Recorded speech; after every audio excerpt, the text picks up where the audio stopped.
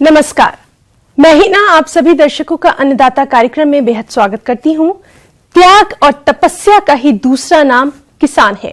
कृषि ही उसकी भक्ति है, कृषि ही उसकी शक्ति भी है, कृषि ही उसकी निद्रा है और कृषि ही उसका जागरण।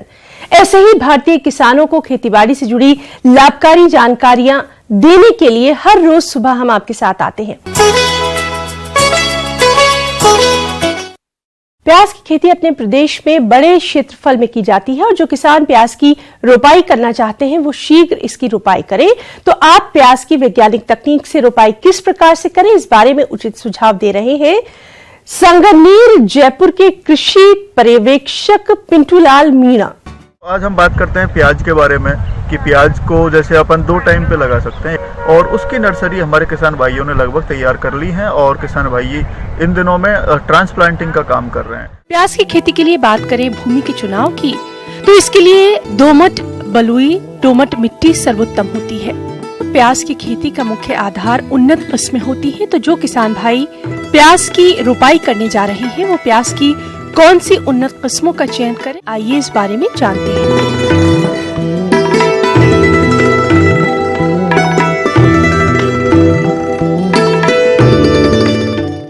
तो किसान भाइयों, जैसे कि अपन जब बात करते हैं प्याज की, तो उससे सबसे पहले 3 से 4 जुताई बढ़िया एक बार तो कल्टीवेटर का यूज करें, उसके बाद हैरो का यूज करें और हो सके यदि आपके पास उपलब्ध है तो रोटावेटर का भी आप उपयोग कर सकते हैं, जिससे कि वो ढंग से एकदम सॉइल बिल्कुल आपकी भुरभुरी हो जाए, जिससे कि उसमें अच्छे से उन जड़ों का विकास हो सके। फसल की अच्छी पैदावार में खाद एवं उर्वरकों का प्रमुख योगदान होता है। तो जो किसान भाई प्याज की रोपाई करने जा रहे हैं वे कौन सी खाद व उर्वरक लें और कितनी मात्रा में इसका प्रयोग करें, इसके सुझाव के लिए मिलते हैं।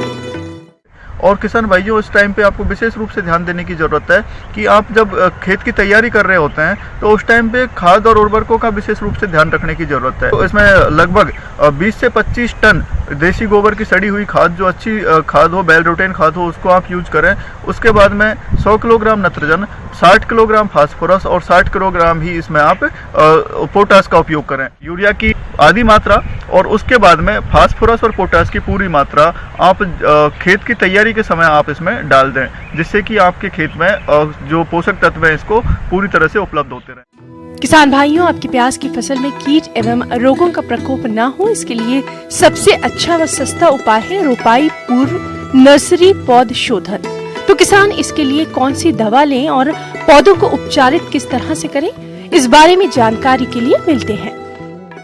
एक और विशेष रूप से ध्यान रखने की जरूरत है, जब आप खेत में ट्रांसप्लांट करते हैं, पौधे को जब आप अपने खेत में लगाएंगे तो उस समय जो कंद का साइज है वो लगभग 2 सेंटीमीटर से 5 सेंटीमीटर के बीच में होना चाहिए। इससे बड़ा और इससे छोटा कंद आप ना लगाएं। इसमें आप एक और विशेष ध्यान रखें कि जब भी आप इसको शिफ्ट करते हैं तो उस टाइम पे इसको उपचारित जरूर करें। उपचारित करने के लिए आप 2 ग्राम बावेस्टिन प्रति लीटर पानी के हिसाब से उपयोग करें और उससे फंजीसाइड जैसे कीटनाशकों से रोकने के लिए आप क्लोरोफाइरिफॉस जैसी दवाओं का उपयोग कर सकते हैं। इससे आपके कंदों में किसी प्रकार की बीमारी होने के जो चांसेज हैं वो कम हो जाएंगे। अधिकतर किसान जानकारी के अभाव में प्याज की रोपाई असमान दूरी पर कर देते हैं, जिसके कारण खेत में पौधे अधिक घने या विरल हो जाते हैं, जिससे पौधों की बढ़वार कम होने से उपज कम मिलती है। तो प्याज लगाने की सही विधि एवं दूरी क्या है, इस बारे में जानकारी के लिए मिलते हैं। मैं उन किसान भाइयों को भी बताना चाहूँगा जो थोड़ा सा एडवांस टेक्नोलॉजी का उपयोग करते हैं और वो ड्रिप सिस्टम पे प्याज की बुआई करते हैं। तो वो किसान भाई अपने खेत में क्यारी बना सकते हैं, उठी हुई क्यारियाँ, जैसे लगभग 10 सेंटीमीटर ज़मीन से ऊपर क्यारियों का निर्माण करें और बेड बनाने के बाद में जब आप उसमें प्याज लगाते हैं, ये दोनों के लिए ही है, चाहे बेड पे लगाएं चाहे समतल में लगाएं। तो पौधे से पौधे की जो दूरी रखते हैं हम 10 सेंटीमीटर रखेंगे और पंक्ति से पंक्ति की जो दूरी रखेंगे वो हम 20 सेंटीमीटर रखेंगे। इस दूरी पे यदि हम पौधे लगाते हैं तो हमें 1 हेक्टेयर में लगभग 5 लाख पौधे हमारे लगेंगे। किसान भाइयों, जब आप जैसे ही आपने अपने कंद को खेत में शिफ्ट किया, पौधे को आपने ट्रांसप्लांट किया, उसके तुरंत बाद हल्की सिंचाई कर दें। हल्की सिंचाई करने से क्या है, जो जड़ें हैं वो अच्छे से जम जाएंगी और आपका जो मतलब कंद खराब होने की स्थिति है वो नहीं आएगी। उसके बाद में आप 2-3 दिन बाद में फिर से इसमें सिंचाई करें, और उसके बाद में लगातार जब आपको लग रहा है 7 दिन के अंतराल पे, जैसे जैसे गर्मियों का दिन बढ़ेगा तो 5 से 7 दिन के अंतराल पे आप इसमें सिंचाई करते रहें। और आपको इसमें एक अच्छे उत्पादन लेने के लिए जब भी जैसे कोई कीट और बीमारियों का प्रकोप आपको नजर आता है तो तुरंत कृषि वैज्ञानिक एवं कृषि विभाग के कर्मचारियों से आप संपर्क करें। अब रुख करेंगे अगली कड़ी की ओर। किसान भाइयों, यदि आपने अपने बाग में आम लगा रखे हैं तो इन बागों में अधिक फसल के लिए इस समय कुछ जरूरी कार्यों को करने की बेहद आवश्यकता है, क्योंकि ऐसा देखा जाता है कि किसान बाग की देखरेख में कुछ कमियां छोड़ देते हैं, जिसके कारण उनके आम के उत्पादन में कमी देखी जाती है। ऐसी समस्याओं से बचने के लिए आम के बाग में किन किन उपायों को करें, आइए जानते हैं। जो आम उत्पादक किसानों के लिए इस माह में अपने बगीचे की देखभाल ऐसी करनी है, सिंचाई बिल्कुल नहीं करनी है, किसी भी परिस्थिति में सिंचाई न करें, न किसी प्रकार का रासायनिक उर्वरक डालें, अन्यथा वनस्पतिक वृद्धि अधिक हो जाएगी, आपके फलन पर प्रतिकूल प्रभाव पड़ेगा। करना ये है, किसान बंधु अपने पेड़ों के पास चले जाएं, देखें कि कहीं भी अगर उन्हें लकड़ी का बुरादा गिरता नजर आए, वहाँ कोई छिद्र नजर आए, तना छेदक कीट का प्रकोप होता हो, तो ऐसे जगह पर किसी पतले तार से, जैसे साइकिल का स्पोक, उससे कुरेद कर उस स्थान की सफाई कर दें, उस छिद्र को साफ कर दें। बाजार में नुवान DDVP डाइक्लोरोवास नाम की एक रसायन मिलती है, 1 लीटर में 1 से 1.5 ml मात्रा घोलकर किसी सिरिंज की सहायता से उस छिद्र में डाल दें और उसे गीली मिट्टी से बंद कर दें, अन्यथा यह तना छेदक कीट का प्रभाव से उनके पेड़ का नुकसान हो जाएगा। उसके अलावा आप शीर्ष पे देखेंगे कि पतली पतली जो कलश हैं, जहाँ डंटियां हैं, उन डंटियों पे देखेंगे कि ऊपर से नीचे की ओर सूख रही है। किसान बंधुओं को सलाह दी जाती है कि ऐसे पतले तनों को आप उस स्थान से जहाँ से वो सूखी नहीं है, जिंदा है, उसके 1 गांठ नीचे से किसी तेज चाकू या किसी हथियार से उसे काट दें।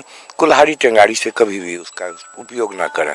तने को आपने काटा है, इसकी रोकथाम के लिए या तो आप बोर्डो मिश्रण किसान भाई खुद बनाकर उस पर लेप लगा दें, या फिर कॉपर ऑक्सीक्लोराइड की 1 लीटर पानी में 3 ग्राम की मात्रा घोलकर पूरे पेड़ को धुलाई कर दें। इससे सारे सड़न रुक जाएंगे।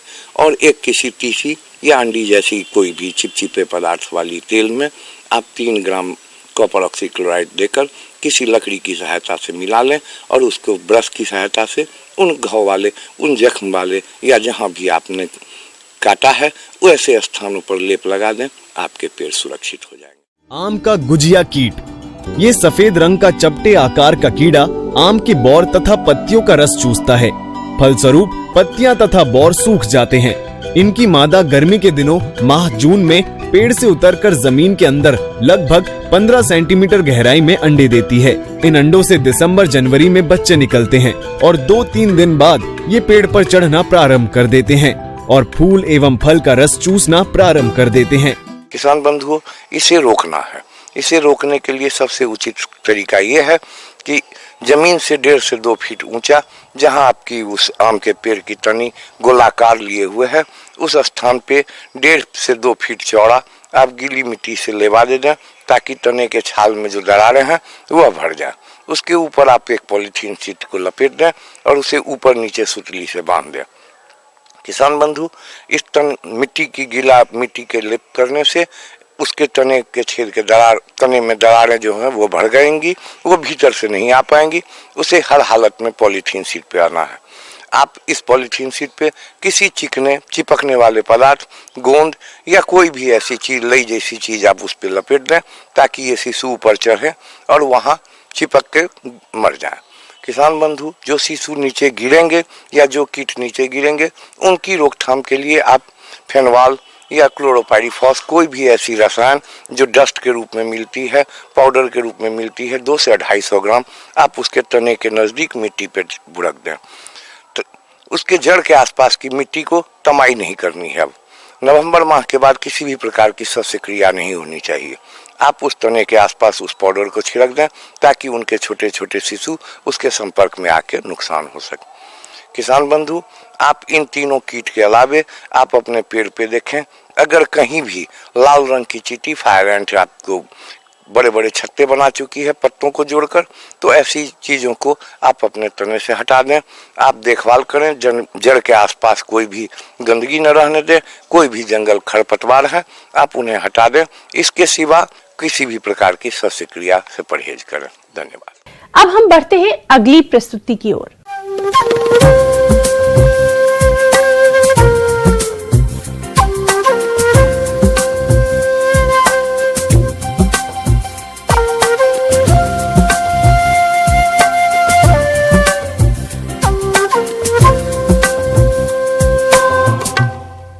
अपने राज्य में इस साल बारिश सामान्य से कुछ कम हुई है, जिससे बहुत क्षेत्रों में सिंचाई जल का संकट भी मंडराने लगा है और ऐसे में किसान सिंचाई की उन्नत तकनीकों को अपनाकर इस समस्या से काफी हद तक बच सकते हैं।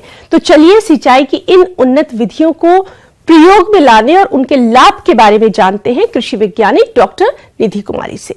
आपको आज माइक्रो इरिगेशन के एडवांटेज के बारे में बताऊंगी कि उनके क्या क्या लाभ हैं। जो हम ट्रेडिशनल मेथड इरिगेशन के यूज़ करते हैं तो उससे हमारी इफिशियंसी ज़्यादा नहीं होती है, 60% जैसे इफिशियंसी होती है, मतलब पानी का लॉस ज़्यादा होता है।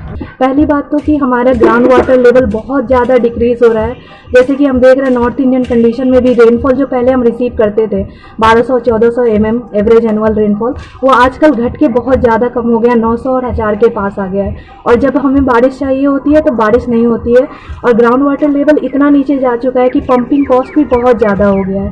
तो इस केस में हमें जो वाटर की जो बचत, पानी की बचत करनी होगी, तो इसके लिए हम पानी को या तो स्प्रिंकलर फुहारे टाइप से दे सकते हैं या फिर उसको हम ड्रॉप बाय ड्रॉप दे सकते हैं। और ड्रिप इरिगेशन के केस में वो 95% भी हो जाती है। तो बेसिकली जो हमारे माइक्रो इरिगेशन होते हैं वो दो तरीके के होते हैं, जो एक होता है ड्रिप इरिगेशन जिसको बोलते हैं और दूसरा होता है स्प्रिंकलर। प्रदेश के सिंचित क्षेत्रों में 99% सिंचाई बहाव विधि द्वारा की जाती है, जिसमें अधिकांश पानी व्यर्थ चला जाता है और कुल उपयोग किए गए पानी का मुश्किल से 25-30% भाग ही फसलों के उपयोग में आ पाता है। अभी भी हम अपनी खेती के तरीकों में वे बदलाव नहीं ला पाए हैं जिसमें कम पानी की आवश्यकता हो और अधिक उत्पादन मिल सके। अतः पैदावार बढ़ानी हो तो समन्वित जल प्रबंधन, विशेषतः सूक्ष्म सिंचाई प्रणाली की महत्ता को आत्मसात करना होगा। ड्रिप इरिगेशन जो होता है हम मेनली अपने वेजिटेबल्स में यूज़ करते हैं, जैसे गोभी है आपका, भिंडी है आपका, टमाटर है, बैंगन है, मतलब जितने भी तरह के आपके फसल होते हैं जो वेजिटेबल क्रॉप होते हैं, सब्जी वाले और फूल वाले और या फिर फ्रूट्स जो होते हैं, फल होते हैं, वहाँ पे आप यूज़ कर सकते हैं। लेकिन अगर बड़ा प्लांट होता है जैसे, तो वहाँ पे हमें 2 ड्रिपर लगाना पड़ता है। जैसे आप अमरूद में लगा सकते हैं, लीची में भी लगा सकते हैं, आजकल आम में भी लगाते हैं। तो थोड़ा आजकल जो कॉस्ट भी होता है वो सब्सिडाइज कर दिया जाता है फार्मर्स के लिए, तो ये सब इतना भी मुश्किल नहीं है। अगर आप एक बार लगाते हैं, इन्वेस्टमेंट करते हैं तो उससे आपका फ़ायदा ही होगा। और दूसरी बात कि स्प्रिंकलर जो है आजकल जैसे हम लोग गेहूं में भी लगा सकते हैं, जितने भी अनाज वाले क्रॉप है, मेज है, उसमें लगा सकते हैं, बशर्ते कि हमें देखना पड़ेगा कि उसका हाइट ऑफ क्रॉप क्या है। ठीक है, अगर जिस हिसाब से हाइट बढ़ता है उसी हिसाब से हमें स्प्रिंकलर भी सेट करना पड़ता है। जिस खेत में सिंचाई की जानी हो उसमें फव्वारा सेट को निश्चित दूरी पर लगा दिया जाता है एवं विद्युत अथवा डीजल पंप सेट से जोड़ दिया जाता है। सिंचाई जल पाइपों के माध्यम से नोजलों के द्वारा फसल पर वर्षा के रूप में गिरता है। नोजल दबाव के कारण घूम घूम कर सिंचाई करते हैं। इस विधि से सिंचाई करने से 30 से 40% जल की बचत होती है। उसमें थोड़ी बहुत प्रॉब्लम भी होती है, जैसे कि आपका जो ड्रिपर होता है, जो नोजल होता है जहाँ से पानी निकलता है ड्रॉप बाय ड्रॉप, वो क्लॉग हो जाता है। लेकिन वहाँ क्लॉग होता है जहाँ पे आपका सैलिनिटी जैसे ज़्यादा है या फिर कोई भी माइक्रोन्यूट्रिएंट जैसे आपका कुछ एलिमेंट कैल्शियम जैसे डिपोजिशन ज़्यादा हो जाता है, तो उस केस में वो क्लॉगिंग हो जाती है। तो उसके लिए हमें थोड़ी बेहतर रख रखाव रखनी होती है, जैसे कि पानी को फिल्ट्रेट करके हमेशा ड्रिपर में देना चाहिए और टाइम टू टाइम उसकी क्लीनिंग भी होती रहनी चाहिए ताकि वो चोक ना करे, क्लॉग ना करे। अपने यहाँ भी स्प्रिंकलर और ड्रिप इरिगेशन लगाना चाहते हैं वो लोगों को सरकार की तरफ से अनुदान दिया जाता है, तो ये इतना भी मुश्किल नहीं है। अगर आप लगाना चाहें तो आसान ही है।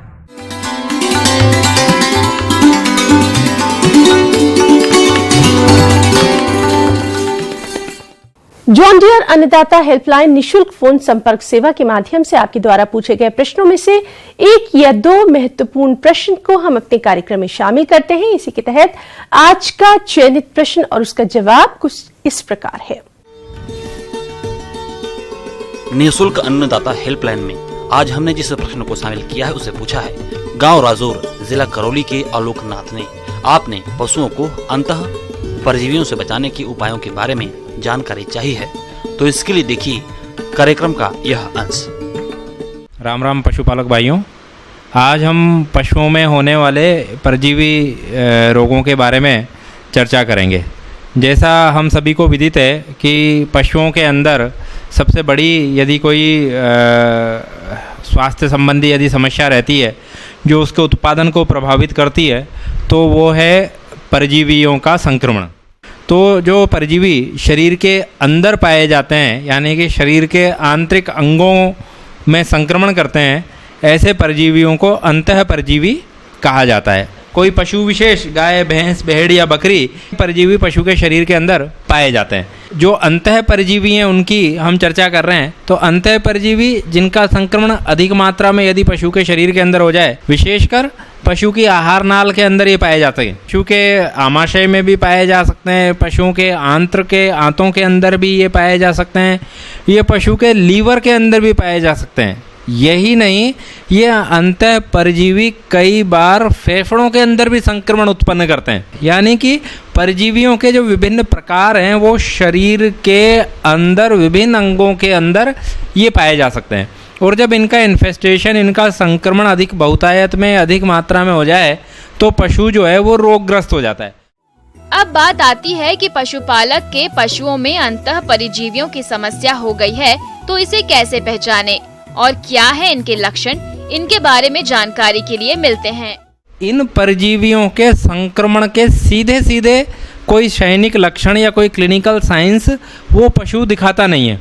जब ये संक्रमण पशुओं में बढ़ जाता है तो होता क्या है कि पशु धीरे धीरे कमज़ोर होना प्रारंभ कर देता है, अथवा तो पशु जो है उसके अंदर खून की कमी हो जाती है, या फिर पशुओं में जो है लंबे समय तक दस्त या चेहरा रोग लग जाता है। तो कुल मिला के बात यह है कि परजीवी के कारण कोई विशेष बीमारी या विशेष लक्षण ये सामान्य परिस्थितियों में देखने में नहीं मिलते हैं। पशु जो दूध दे रहे हैं या जो पशु जो उत्पादन की अवस्था के अंदर हैं वो अपनी क्षमता के अनुसार उनका उत्पादन नहीं हो पाता, वो कमज़ोर हो जाते हैं, प्रोग्रेसिवली वो वीक होते चले जाते हैं, कमज़ोर होते चले जाते हैं, कमजोरी आ जाती है, खाना पीना जो है कम कर देंगे और खाने का जो है पाचन वो सुचारू रूप से नहीं होगा। पशुपालक बंधुओं, यदि आपके पशुओं में अंतः परजीवियों की समस्या हो गई है तो इसके निदान के लिए कौन सी दवा कब दें और यदि टीकाकरण करवाना है तो इसका उचित समय क्या है, इसकी जानकारी के लिए मिलते हैं। पशुपालक भाइयों को चाहिए कि नियमित रूप से अपने पशुओं को कृमिनाशक दवाई जो है पशु चिकित्सक की सलाह के अनुसार देते रहें। जैसे छोटा बछड़ा है, यदि शुरू में ये रहता है कि अगर वो कोलेस्ट्रॉल फीड कर रहा है ना, खीस यदि उसे पिलाया जा रहा है तो वो ये माना जाता है कि 7 से 10 दिन तक ये उसकी जो है रक्षा करेगा। जन्म के पश्चात बछड़ों को 10 दिन बाद जो है डिवर्मिंग आप करा दें, मतलब ये कृमिनाशक दवाई आप उसे पिला दें। और नियमित अंतराल के बाद वयस्क पशुओं में भी जैसा 10 दिन पे पिलाई है तो फिर आप उसे वापस रिपीट करो, 1 महीने बाद फिर रिपीट किया, 3 महीने की उम्र पे फिर वापस दी, 6 महीने की उम्र पे फिर दोबारा आप जो है उसे आप रिपीट करो। और ऐसे ही जो वयस्क पशु हैं उनके लिए भी कम से कम ये रखें कि साल में 3 बार जो है ये कृमिनाशक दवाई अवश्य दें। इस प्रकार 3 बार जो है वर्ष में यदि हम अपने पशुओं को रेगुलर इंटरवल पे कृमिनाशक दवाई दे देते हैं तो हम इन परजीवियों के संक्रमण को काफ़ी हद तक कम कर पाते हैं। और साथ ही पशुओं के खान पान का भी थोड़ा सा ध्यान रखें। पानी के अंदर भी जो है आप चूने का जो है घोल डाल सकते हैं। पानी को भी पीने योग्य पानी जो है पशुओं को पिलाया जाना चाहिए। इसके अलावा स्वच्छता का ध्यान रखें, पशु आवास के अंदर नियमित रूप से साफ सफाई रखें, पानी की जो है उसका ट्रीटमेंट करके दे, लाल दवा पानी के अंदर डाल सकता है, चूना उसके अंदर डाल सकता है, तो इससे क्या है पानी की साफ सफाई रहेगी। तो ये सारी इसी प्रकार से जो है पशु आवास के अंदर गंदगी इकट्ठी नहीं हो, वो भी सारा नियमित रूप से जो है उसकी सफाई हो, तो इस प्रकार से जो है ये इसके प्रकोप को पशुपालक भाई कम कर सकते हैं और अपने पशुओं को स्वस्थ रखकर उनसे जो है अधिकतम उत्पादन ले सकते हैं। ऐसा प्रयास पशुपालक भाइयों को करना चाहिए। तो आइए अब एक नजर डालते हैं राज्य के कुछ चुनी हुई मंडियों के प्रमुख फसलों के बाजार भाव पर।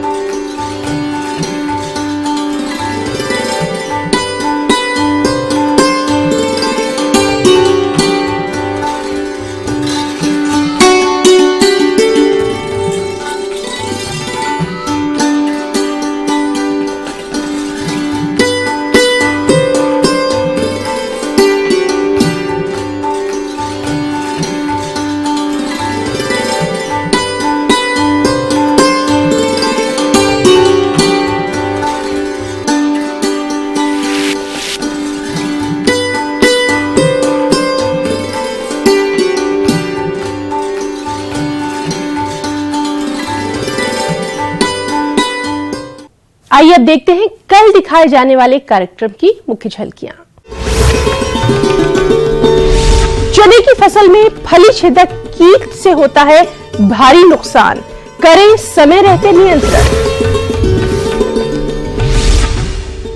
घर की छत पर उगाएं जैविक तरीके से फल और सब्जियां। हम ये उम्मीद करते हैं कि आज का ये कार्यक्रम आप सभी दर्शकों के लिए बेहद उपयोगी रहा होगा। किसान भाइयों, अन्नदाता आपकी सेवा के लिए सदा संकल्परत है। कृषि संबंधित समस्याओं एवं सुझावों के लिए आप हमें इस पते पर संपर्क कर सकते हैं। प्रोड्यूसर अन्नदाता news 18 Rajasthan, Ramoji film city Hyderabad 501512। साथ ही आप हमें ईमेल भी कर सकते हैं। हमारा ईमेल है p18annadatarajasthan@nw18.com। इसके अतिरिक्त आप हमें जॉन डियर निशुल्क हेल्पलाइन नंबर 1800419215 पर सोमवार से शनिवार सुबह 10 से शाम 4 बजे के बीच संपर्क भी कर सकते हैं। किसान भाइयों, अब समय हो रहा है आपसे विदा लेने का, तो हमारी पूरी अन्नदाता टीम को इजाजत दीजिए। कल आपसे फिर मुलाकात होगी। नमस्कार।